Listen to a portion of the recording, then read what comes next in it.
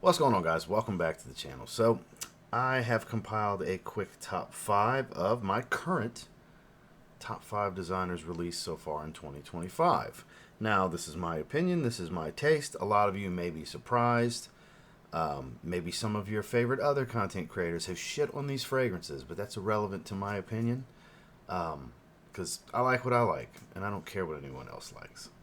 I would advise you to do the same.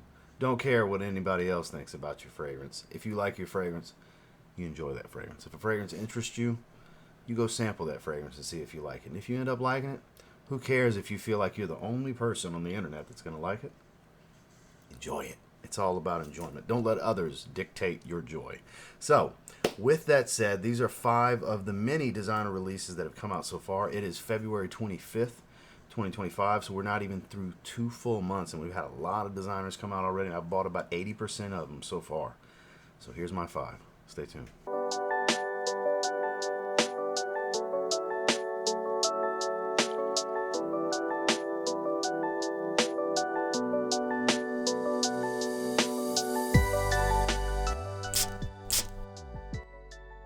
Starting with the newest one that I've grabbed. I literally have had this about a week. I've done a test spray and a full wearing so far. I quite like it. It is Acqua di Gio Elixir. Now, it starts off very much Acqua di Gio. There's a lot of people asking me about the hint of Fahrenheit. Do I get Fahrenheit because it's got violet leaf and leather? And yeah, I get a little bit of it. I do. But the violet leaf I get here, it doesn't have that petroleum gasoline type of smell that the violet leaf tends to have from Fahrenheit. So not exactly the same, but I get the tie-in. I understand where people are coming from. It starts off as a very green, spicy aquatic, very spicy, surprisingly. There's a lot of nutmeg. It's not rosemary like this line typically has to give it a little bit of spice. Very Acqua di Gio early on, just a spicier Acqua di Gio. And I do get the leather and patchouli early. Adds a little bit of earthiness. And it's more like a worn-in belt or leather wallet. Not like brand new designer leather, so it's not as soft and supple, but it's also not rough and tumble and edgy animalic. It kind of falls in between. That's why I say think like a worn-in leather belt or a worn-in leather wallet. And then as it dries, it's all about leather and patchouli. You lose the Acqua di Gio aquatic smell, and it becomes that type of leather and patchouli, and it's actually quite nice. I get really good longevity. It pops off the skin pretty well for the first hour to 2 hours. I love the way this smells. Like I said, I can smell that violet leaf right away, and I get the tie-in. More of a, I guess, I haven't really smelled Fahrenheit, Aqua Fahrenheit. It's probably closer to that one, I would guess, because I'm assuming the word aqua being in that one, it's got an aquatic smell. There, ergo, probably why people are relating this to it. So I understand the tie-in. It's almost like if Aqua Fahrenheit and Acqua di Gio blended, if that makes sense. So I'm a fan. Is it exactly what I thought the Elixir would be? No, but I am quite a fan. So much so that it's in my top 5 release so far this year. Is that subject to change? Yeah, absolutely. We got a lot of designer releases still upcoming. There's a few that I haven't gotten that have already came out that I will get at some point, and we'll reevaluate throughout the year. And of course, we have our year-end recap for the top 10. But yeah, where I'm at, number 5 currently for me is Acqua di Gio Elixir. In the number 4 hole, this flanker had me a little skeptical, had me a little excited. I ended up liking it more than what its flankered to. It's not as much plum as I would want it to be, and based on the feedback I've seen, it's not as much plum as everybody else would want it to be as well. I do get a little bit of a tart plum fruitiness. It's not a lot of plum, though. But the added spice, it does it for me. L'Amal Elixir Absolu. That spiciness that they don't even list a note for smells like a cardamom spice to me. I think it's better than L'Amal Elixir, personally. That spice and light fruitiness balances out the honeyed vanilla sweetness of the original, which is still here. I prefer this. I do. I think it's a better fragrance. If I was just keeping one between this and L'Amal Elixir, I'm keeping the Absolu. It smells really good. I would advise you to get your nose on it if you can. They did good. Now, Le Beau Flower Edition, I did grab, and I like the last 2 releases more. Paradise Garden and Le Beau Le Parfum, so it's like, it's a good release, but I don't think it warrants being in my top 5. It's going to be in that middle tier, probably, of releases for the year. I don't see it growing on me to the point of creeping into the top 10 designers released, unless the rest are just flops that I pick up this year, which I doubt. But yeah, get your nose on this one. Even if you have Le Male Elixir, yeah, it dries into Le Male Elixir, but a spicier Le Male Elixir. That's the big difference here. Because you do lose that fruitiness at some point, but you get that slight tart, fruity smell that's not dominant plum, but still there for about an hour or two before it starts to fade into the backdrop. It's a good fragrance. It's a really good fragrance. So much so that it's one of my 5 favorite designers released so far this year that I've gotten. And a really good performer, as you would expect. That's Paul Gaultier's Le Male Elixir Absolu. Now, technically, this came out the last week of December 2024. But everybody, including discount websites selling it, all of them are calling it 2025. So I guess everybody except me is going to consider it a 2025 fragrance. So I guess I'll just get with the program and call it Dior Homme Parfum 2025. Yeah, I quite like it. And it's already $117 from Fragrance Buying, the link down below for the 75 mLs, which, for those of you that saw my review on it, I said the sweet spot would be around $120 for this one. Because I paid full retail within the first hour that it dropped on Dior's US website. I like it. There's a smorgasbord of titty babies that feel like they have to cry and complain on the internet about how much they don't like it. Instead of just finding out they don't like it and moving on, they have to make a scene and be dramatic all the time and go around the internet and trash it, and it's garbage, and it's going to pop up in the comments over here. FYI. If I don't like what you type, you're out of here. So just don't even bother. I don't need to hear nothing nice about it, but I don't want to hear bullshit either. Just letting you know. It's not a free speech platform. It's a my platform. Remember that, guys. So it'll be ran the way I want it ran. It's a good fragrance. Is it better than the original? No. Dior Homme Parfum 2014 and 2020, masterpiece. Arguably the greatest iris fragrance ever made. I can't pick an iris fragrance I would say is a better fragrance than Dior Homme Parfum. So I agree with everyone. Yeah, of course it's better, but it's not in production anymore. That's okay. Dior does, ever so many years, Dior reformulates in every single one of their own flankers. We've had multiple intenses, multiple originals, multiple sports, multiple colognes. Now we've got multiple parfums. It's okay. It's okay. It starts off, when I say it's okay, I mean the fragrance is better than okay. I mean you're okay. You're okay. It's okay that they did that. Because most of you that hate this have the other one, and it's okay to spray the other one. It's no big deal. I got 2 bottles of the other one myself. When I want it, I'll wear it. Wore this one about a week ago, actually, and it starts off a little dry iris. The iris doesn't stay a long time, though. It becomes more of a sweet, warm, woody fragrance that I would relate more to what a slightly sweeter Parfum flanker to Dior Homme 2020 would be.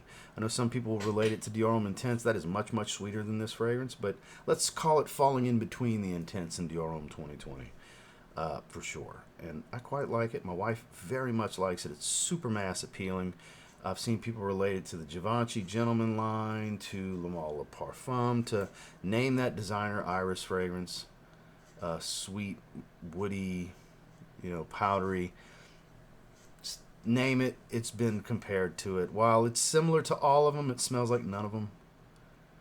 It smells like a Dior Homme flanker, It's pretty good. It's pretty good. It's not worth the $180 that it costed. I think it was $180. That $117.51 USD that it's costing in that link below, that's the sweet spot.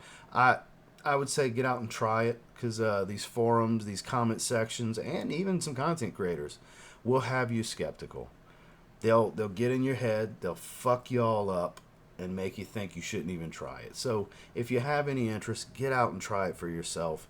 You may end up being like the minority of us and really liking it and just looking at this fragrance in this bottle as this fragrance in this bottle and not a previous release. So I quite like it. I had to be a bit wordy because I've never seen so much craziness surrounding a fragrance. It's wild to me. It's really wild to me. If you don't like it, you don't like it. It's all good. If you do like it, you do like it. Again, that's all good too. So I personally really enjoy it. It's my number 3. I don't know what to tell you. I like it. Dior Homme Parfum.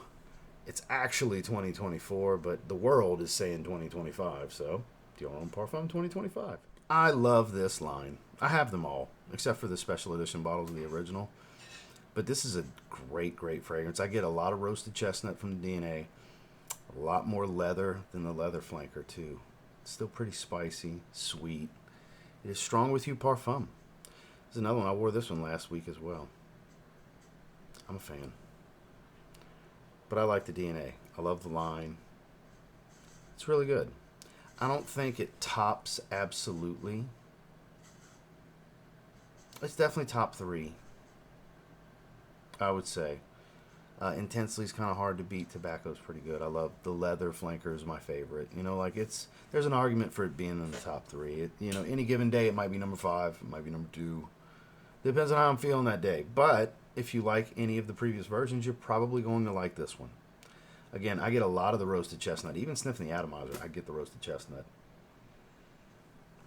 Super ambery warm, too. This is thick. This is definitely the thickest, densest of the bunch, as it should be. Having the Parfum name on it, it should be the strongest, like, thickest smelling one. Not strongest as in projection and sillage, but, like, it should smell thicker than the other ones. Like, it's a higher oil concentration, because they're advertising Parfum, right? I don't know the exact concentration.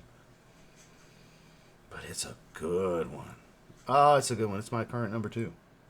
It is definitely my current number 2. I would strongly encourage you to try this one. Man, again, if you don't like any in the line, you probably won't like this because they flanker closely to the DNA. But if you do like some, at least something from this line, you should probably give it a try. You may end up loving this one. Performance is stellar, by the way. Great evening and cooler weather fragrance is Strong With You Parfum. Now then, my favorite. This is going to be the one to beat. This is the one to beat. I need a blue spice bomb to have a shot to knock this one off. Victor and Rolf, it's time. I've been saying for a couple of years now, the blue spice bomb, it's time. Carolina Herrera. Bad Boy Elixir. Spicy leather. And when you see iris listed and you smell it early on, you're like, that's not really much. It dries into some iris. It's a spicy leather iris that still has that cacao note from the DNA. It still ties to Bad Boy EDT and Bad Boy Extreme. Because the cobalt fragrances are kind of their own thing. But as far as the main DNA of Bad Boy, this ties to it and adds a lot of layers. This is the deepest of the Bad Boys. It's a great performer. Again, it's a spicy leather. Very spicy leather. And then you get a waxy, semi-waxy, powdery iris as it settles in. It's also nice and smoky. It's incensey smokiness that kind of just hovers throughout. It never becomes the main focus, but it's always in focus, if that makes sense. It's always there, but it's never the main player. This is fantastic. Hell, it's my favorite designer release so far this year. This is my current number 1. It is the one to beat. This is what set the bar for me. I'm such a fan of this fragrance. I'm not going to spray my hand. It's pretty strong. I don't want to wear this to the gym today. Because you do get a little bit of the iris smelling. Like, okay, a little supportive iris. That's a nice touch, but it gets stronger as it dries. It really does. And you get spicy leather from the get-go. Edgy, dry, and spicy, but it's still a sweet fragrance at the same time. They did such a great job here with this fragrance. It's the best Bad Boy to me. Because, again, I look at the cobalts as their own thing. They don't smell like Bad Boy. Cobalt Elixir are their own thing. I hope we get a third Cobalt, honestly. It's like a subcategory within the category. But of the main, Dazzling Garden, EDT, Extreme, just the silver bottle, just you name them. Le Parfum, especially the weed one. The worst one, in my opinion. It smells like weed. Dry down's pretty good, but the opening is like weed. Just smoke if you want to smell like weed. Anyway, I just kind of have that one. I don't wear it. It's weird. It's like, if I'm not smoking weed, why would I want to smell like weed? Weird, right? Anyways, Bad Boy Elixir, though, you should try this. Especially if you like the first two, if you're a Bad Boy EDT or Bad Boy Extreme type of person. A lot more nuance here. A lot more development. It's a great fragrance. It's a fantastic fragrance, honestly. And performance is absolutely stellar. Again, that's Carolina Herrera's newest Bad Boy fragrance, Bad Boy Elixir. Well, that's my current favorite 5 of the designers released so far this year. Like I said, we're about to finish February. There's a lot to go. There's several that have come out that I haven't grabbed yet, and there's several still coming that haven't even been announced yet, for example. Like I said, we haven't heard about a Spice Bomb yet. We didn't get a light blue summer flanker last year, so we need a light blue summer flanker this year, and so on. I haven't grabbed the new Terre de Hermes EDP Intense yet. I had an opportunity. I didn't grab it yet, but I will, really soon. And it's going to be such a good year for designer fragrances. It's a great year for sneakers. It's just,